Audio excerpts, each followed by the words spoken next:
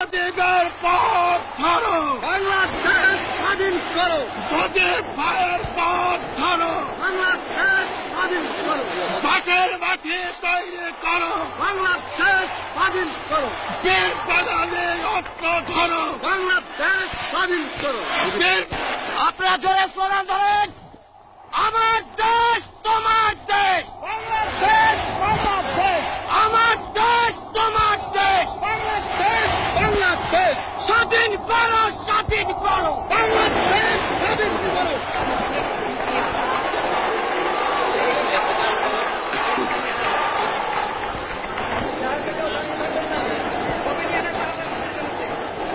ভাইরা আমার, আজ দুঃখ ভারাক্রান্ত মন নিয়ে আপনাদের সামনে হাজির হয়েছি। আপনারা সবই জানেন এবং বোঝেন আমরা আমাদের জীবন দিয়ে চেষ্টা করেছি, কিন্তু দুঃখের বিষয় আজ ঢাকা, চট্টগ্রাম, খুলনা, রাজশাহী, রংপুরে আমার ভাইয়ের রক্তে রাজপথ রঞ্জিত হয়েছে।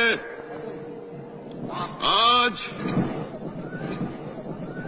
বাংলার মানুষ মুক্তি চায়, বাংলার মানুষ বাঁচতে চায়, বাংলার মানুষ তারা আজ তার অধিকার চায়।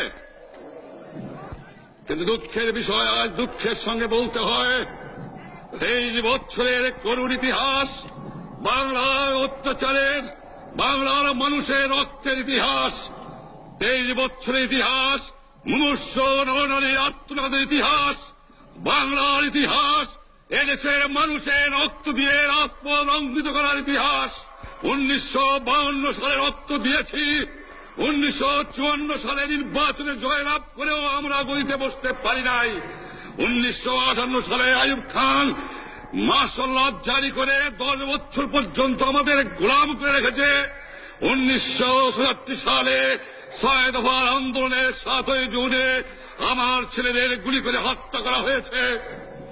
1969 আন্দোলনে আইয়ুব খানের পতন হওয়ার পরে যখন ইয়াহিয়া খান সাহেব সরকার নিলেন, তিনি বললেন দেশে শাসনতন্ত্র দেবেন, গণতন্ত্র দেবেন, আমরা মেনে নিলাম। তারপরে অনেক ইতিহাস হয়ে গেল, নির্বাচন হলো। আপনারা জানেন দোষ কি আমাদের? আজকে আমি প্রেসিডেন্ট ইয়াহিয়া খান সাহেবের সঙ্গে দেখা করেছি, আপনারা জানেন, আলাপ আলোচনা করেছি। আমি শুধু বাংলার নয়, পাকিস্তানের মেজরিটি পার্টির নেতা হিসাবে তাকে অনুরোধ করলাম 15 ফেব্রুয়ারি তারিখে আপনি জাতীয় পরিষদের অধিবেশন দেন। তিনি আমার কথা রাখলেন না, তিনি রাখলেন ভুট্টো সাহেবের কথা। তিনি বললেন প্রথম সপ্তাহে মাসে হবে, তিনি মানে নিলেন। আমরা বললাম ঠিক আছে, আমরা অ্যাসেম্বলিতে বসবো, আমরা আলোচনা করব। আমি বললাম বক্তৃতার মধ্যে, অ্যাসেম্বলির মধ্যে আলোচনা করব। এমনকি আমি এ পর্যন্ত বললাম যদি কেউ ন্যায্য কথা বলে, আমরা সংখ্যায় বেশি হলেও একজন যদিও সে হয়, তার ন্যায্য কথা আমরা মেনে নেব। আসুন বসি, আমরা আলাপ করে শাসনতন্ত্র তৈরি করি। তিনি বললেন পশ্চিম পাকিস্তানের মেম্বাররা যদি এখানে আসে তাহলে কসাইখানা হবে অ্যাসেম্বলি। যদি কেউ অ্যাসেম্বলিতে আসে তাহলে পেশোয়ার থেকে করাচি পর্যন্ত দোকান জোর করে বন্ধ করা হবে, তারপরেও যদি কেউ আসে তাকে সন্ন্যাসার করা হবে। আমি বললাম অ্যাসেম্বলি চলবে। তারপরে হঠাৎ 1 তারিখে অ্যাসেম্বলি বন্ধ করে দেওয়া হলো। কি পেলাম আমরা? আমার পয়সা দিয়ে অস্ত্র কিনেছি বহিঃশত্রু আক্রমণ থেকে দেশকে রক্ষা করার জন্য। আজ সেই অস্ত্র ব্যবহার হচ্ছে আমার দেশের গরিব দুঃখিনী আস্ত মানুষের বিরুদ্ধে, তার বুকের উপরে হচ্ছে গুলি। আমরা পাকিস্তানের সংখ্যাগুরু, আমরা বাঙালিরা যখনই ক্ষমতায় যাওয়ার চেষ্টা করেছি, যখনই এদেশের মালিক হবার চেষ্টা করেছি, তখনই তারা আমাদের উপর ঝাঁপিয়ে পড়েছেন। তারা আমাদের ভাই।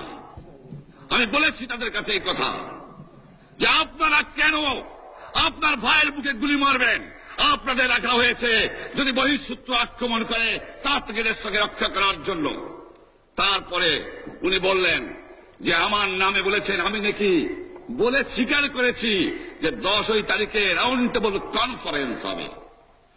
আমি উনাকে একথা বলে দেওয়ার চাই, আমি তাকে তা বলি নাই। টেলিফোনে আমার সঙ্গে তার কথা হয়। তাকে আমি বলেছিলাম, জনাব ইয়াহিয়া খান সাহেব, আপনি পাকিস্তানের প্রেসিডেন্ট, দেখে যান, ঢাকায় আসেন কিভাবে আমার গরিবের উপরে, আমার বাংলার মানুষের অবুকের উপরে গুলি করা হয়েছে, কি করে আমার মায়ের কোল খালি করা হয়েছে, কি করে মানুষকে হত্যা করা হয়েছে। আপনি আসুন, দেখুন, বিচার করুন, তারপরে আপনি ঠিক করুন। আমি এই কথা বলেছিলাম। হঠাৎ আমার সঙ্গে পরামর্শ না করে বা আমাদের সঙ্গে আলোচনা না করে 5 ঘন্টা গোপনে বৈঠক করে যে বক্তৃতা তিনি করেছেন এবং যে বক্তৃতা করে অ্যাসেম্বলি করেছেন, সমস্ত দোষ তিনি আমার উপরে দিয়েছেন, বাংলার মানুষের উপরে দিয়েছেন।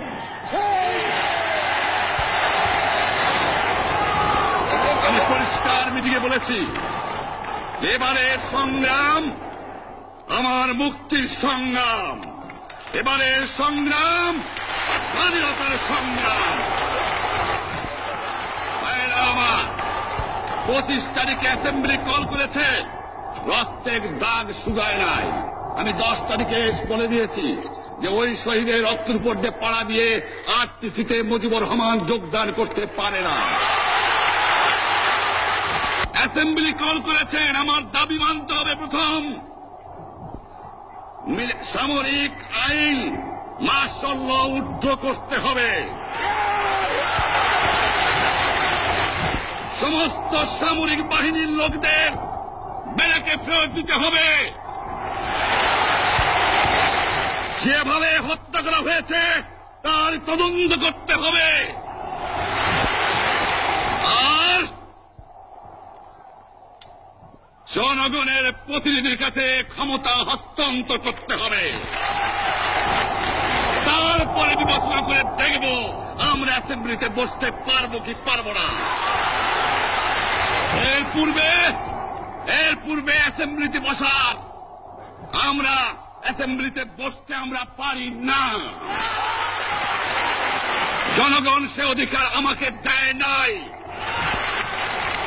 ভাইয়েরা আমার, তোমরা আমার উপর বিশ্বাস আছে? আমি প্রধানমন্ত্রিত্ব চাই না, আমরা দেশের মানুষের অধিকার চাই। আর যদি একটা গুলি চলে, আর যদি আমার লোকের উপর হত্যা করা হয়, তোমাদের উপর কাছে আমার অনুরোধ রইল, প্রত্যেক ঘরে ঘরে দুর্গ গড়ে তোলো। তোমাদের যা কিছু আছে তাই নিয়ে শত্রুর মোকাবেলা করতে হবে, এবং জীবনের তরে রাস্তাঘাট যা যা আছে সবকিছু আমি যদি হুকুম দেবার নাও পারি, তোমরা বন্ধ করে দেবে। তোমরা আমার ভাই, তোমরা ব্যারাকে থাকো, কেউ তোমাদের কিছু বলবে না, কিন্তু আর আমার বুকের পর গুলি চালাবার চেষ্টা করো না, ভালো হবে না। 7 কোটি মানুষকে চাপা রাখতে পারবো না।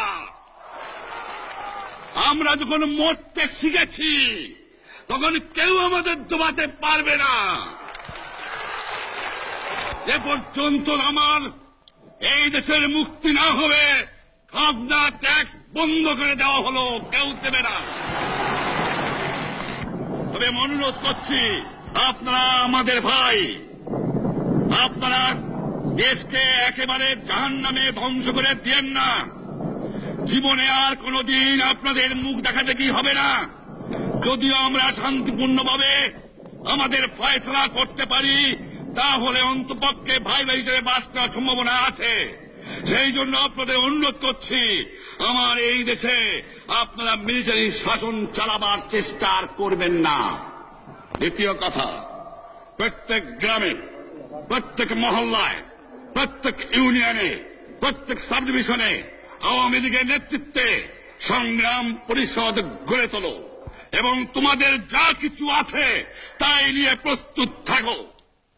মনে রাখবা, রক্ত যখন দিয়েছি, রক্ত আরো দেব, এদেশের মানুষকে মুক্ত করে ছাড়বো ইনশাআল্লাহ।